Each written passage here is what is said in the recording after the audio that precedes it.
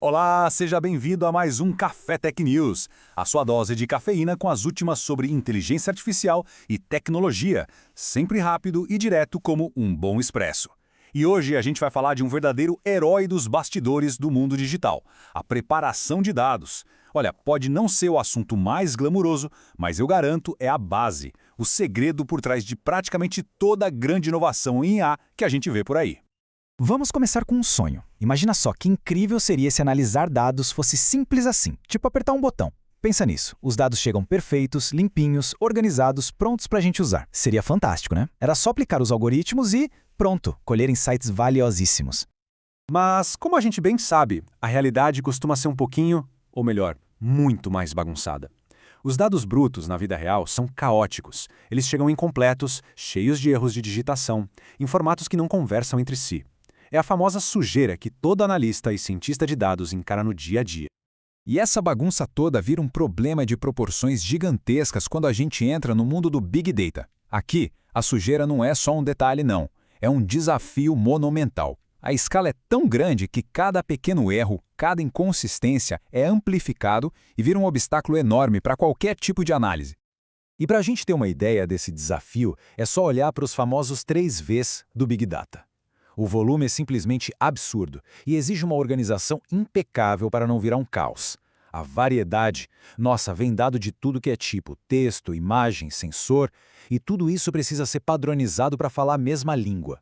E por fim, a velocidade. Tudo acontece em tempo real, então a preparação tem que ser super eficiente para a gente tomar decisões na hora certa. Tá, mas e aí, como é que se resolve isso? É aqui que a coisa fica interessante. O processo de preparação de dados se parece muito com um trabalho de detetive, sabe? É hora de colocar o chapéu, pegar a lupa e tratar a base de dados como se fosse uma cena de crime, fazendo as perguntas certas para achar a verdade que está escondida ali no meio de toda a bagunça. E toda boa investigação tem um checklist, não é mesmo? O nosso detetive de dados começa perguntando: será que tem registros duplicados aqui inflando os números? Opa, e essa linha aqui com informação faltando? E esses erros de digitação ou formatação estranha? Tem algum dado que simplesmente não faz sentido dentro das regras do negócio? Cada sim é uma pista a ser seguida para limpar essa cena. E no meio dessa investigação toda, uma das pistas mais valiosas é a tal da anomalia. Sabe aquele dado que parece que está gritando, eu não pertenço a esse lugar? Isso é uma anomalia.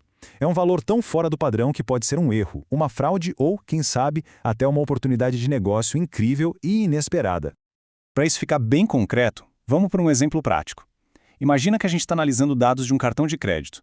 O normal, o padrão, é que a maioria dos clientes gaste, sei lá, uns R$ 500 por compra. Essa é a nossa linha de base. E aí, no meio de milhares e milhares de registros normais, pá! O analista encontra isso aqui, uma única transação de R$ 20 mil. Um valor totalmente fora do comum, um verdadeiro ponto fora da curva. E aqui vem a pergunta de $1 milhão. Ou melhor, de R$ 20 mil. Isso é uma compra real, legítima, de alguém que resolveu gastar muito, ou é um sinal claríssimo de fraude? Se essa anomalia não for identificada e tratada do jeito certo, ela sozinha pode bagunçar toda a análise sobre o gasto médio dos clientes e levar a conclusões completamente erradas.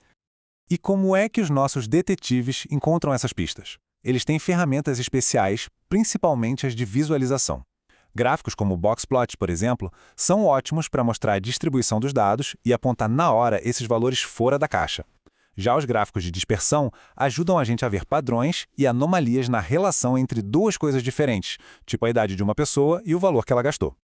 Mas calma que a investigação não para na limpeza. Depois que a cena do crime está limpa e os dados estão brilhando, o trabalho continua. A próxima fase é transformar e estruturar esses dados, é como pegar uma argila bruta e começar a moldá-la para que os modelos de análise consigam, de fato, entender e extrair valor dela. A maioria dos modelos de machine learning, por exemplo, não fala português, eles falam a língua dos números. Então, uma transformação super comum é pegar dados em texto, como nível de escolaridade, e traduzir. Fundamental vira 1, médio vira 2, superior vira 3 e por aí vai. A gente vira o tradutor oficial entre o mundo humano e o da máquina. E aqui vai uma ideia que parece contraintuitiva, mas que é super poderosa no mundo do Big Data. Às vezes, Menos é mais. A redução de dados consiste em remover as variáveis que não importam, aquele ruído que só atrapalha. Isso não só deixa a análise muito mais rápida e mais barata, como muitas vezes deixa os modelos mais simples e até mais precisos. Ok, depois de todo esse trabalho de detetive, de limpeza, de transformação, a gente chega na pergunta final. Qual é a recompensa? Por que tanto esforço? A resposta é bem simples, na verdade. Porque dados bem preparados valem ouro. Literalmente. Os benefícios são gigantes. A análise fica muito mais rápida e, claro, mais barata. Os modelos ficam mais claros, mais fáceis de entender e muito mais precisos. Mas o principal de tudo é que os insights que saem dali são confiáveis. Isso permite que decisões de negócio sejam tomadas com base em informação de qualidade, evitando erros estratégicos que podem custar uma fortuna. Então, fica aqui uma reflexão final para a gente. Naquela montanha de dados brutos e bagunçados que existe em tantas empresas, em tantos projetos, que respostas, que oportunidades, que segredos incríveis estão escondidos ali, só esperando uma boa preparação para finalmente virem à tona? E agora eu quero saber, qual a sua opinião sobre o tema de hoje? Esse desafio da preparação de dados é uma realidade por aí também? Deixe o seu comentário aqui embaixo, vamos trocar uma ideia sobre o assunto. E para fechar este nosso Café Expresso, fica o registro de que a curadoria de conteúdo e a produção desta análise foram feitas pelo cientista da computação, o professor Carlyle do Vale. Um abraço virtual e até a próxima!